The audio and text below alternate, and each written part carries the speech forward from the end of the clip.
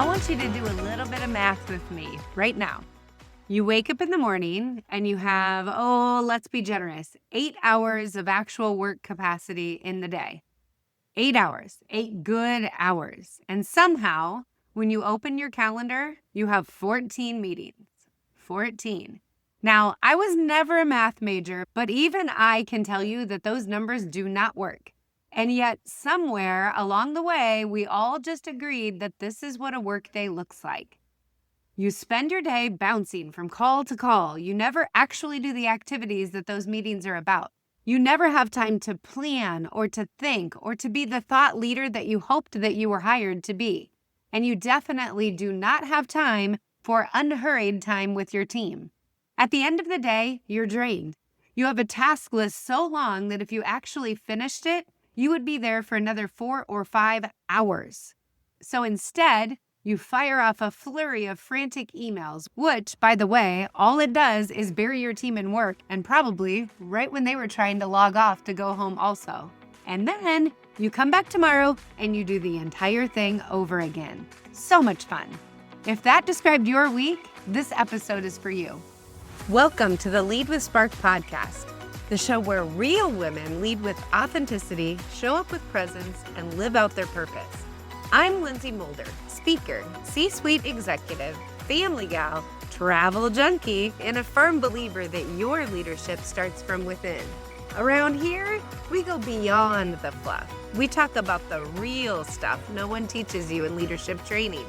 Your values, your superpower strengths, boundaries to stop burnout, and how to quit being the chaos coordinator of your own life.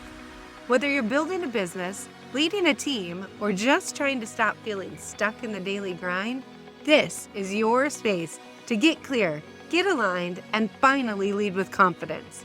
So let's cut the noise and reconnect with the spark that makes you, you.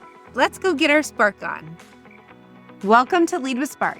I'm Lynsey Mulder, and today we're talking about the meeting culture problem. What it actually is, why it's quietly draining you and your team, and here's the good news.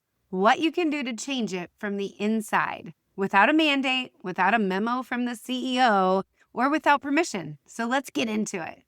Let's be clear about something before we get started, because I am not anti-meeting. Some meetings are genuinely valuable. Those are when a real decision gets made or a team gets aligned.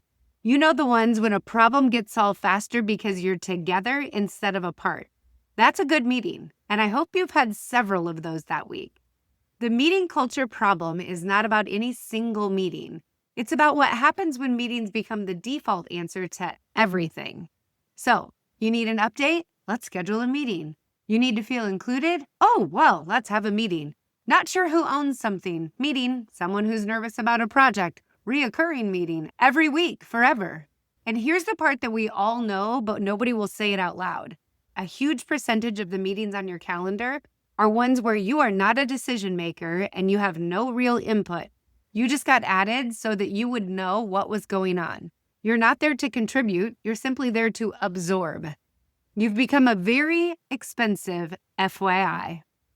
The result is that your actual job, the thinking, the building, the coaching, the strategy, it all gets pushed to the edge of the day. The early mornings, the late nights, weekends, all the margins. Because your calendar is full, but your real work is homeless. And because everybody around you is living in the same way, it feels normal. It looks normal. That's what makes it a culture problem and not a scheduling problem. Nobody decided this on purpose, but nobody is stopping it either. I spent decades in the corporate world, and I remember calling my admin one day because I logged on, I had 8 hours to work, and I had 21 meetings on my calendar.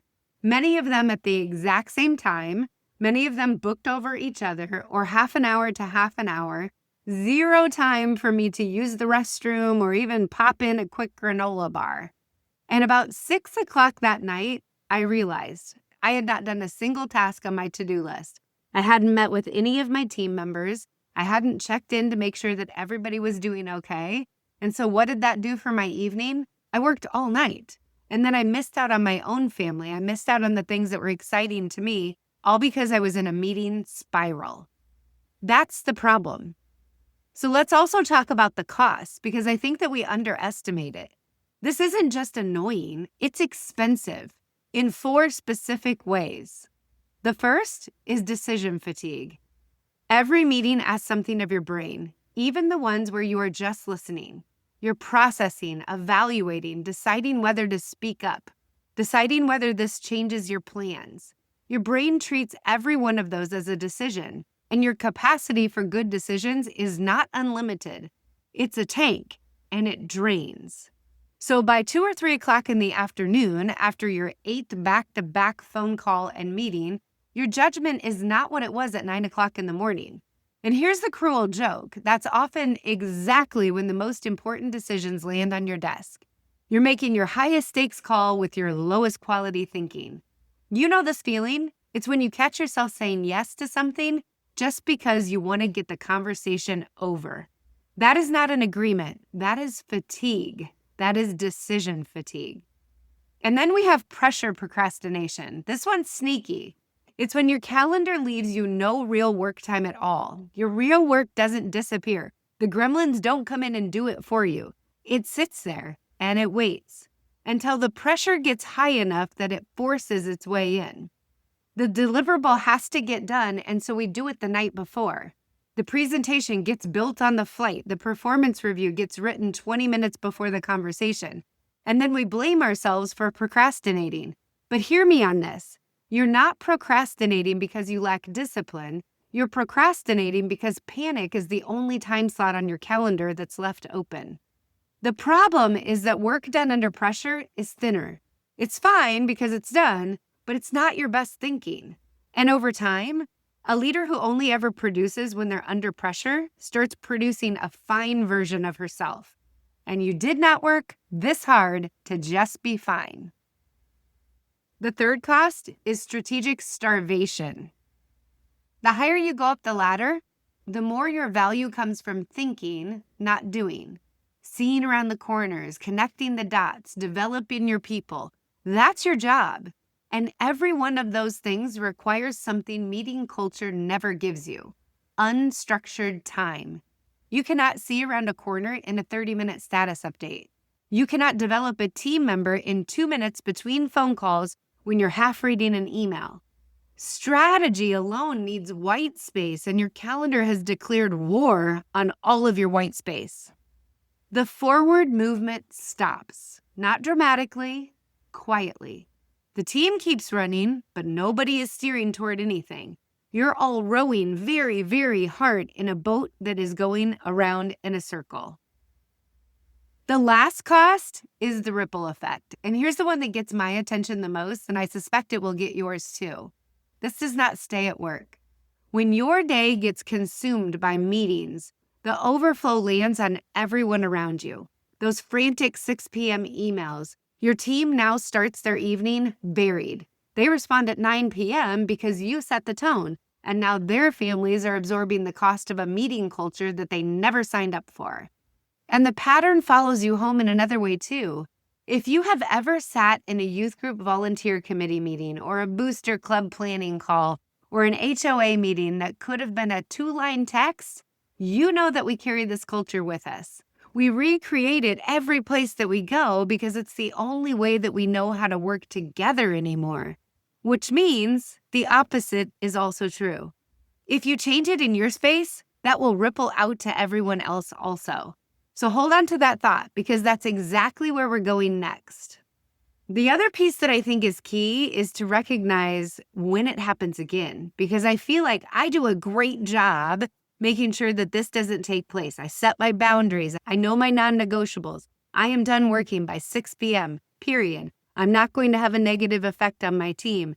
And then all of a sudden, my husband is traveling. I sit at my computer and I realize, oh my goodness, it is 9:30 p.m. and I am still sending emails off to my team. The moment that I realize that, I recognize my habits have gotten loose and I have to start practicing and being diligent so that the ripple effect that I'm creating lives up to my company's values. So even if you're good at it, take note of where are you right now. Are you feeling this pressure today? Do you have decision fatigue? Do you have pressure procrastination? Are you starving strategically? And what's your ripple effect? Okay, so here's where most conversations about meeting culture start to fall apart. Most of the advice assumes that you can just declare a company-wide no meeting Friday and everybody will comply. Most of us do not have that lever. And waiting for somebody above you to fix the culture is just another form of being stuck. So let's talk about what you can actually do starting this week, whether you lead a team or you're an individual contributor. Because you do not need a mandate to change the culture in your space. You need a pattern that other people can see.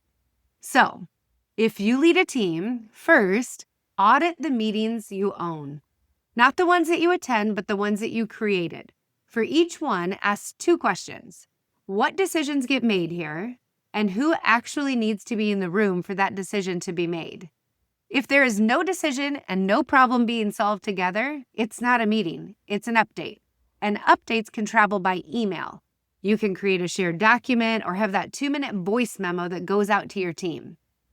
Second, shrink the defaults.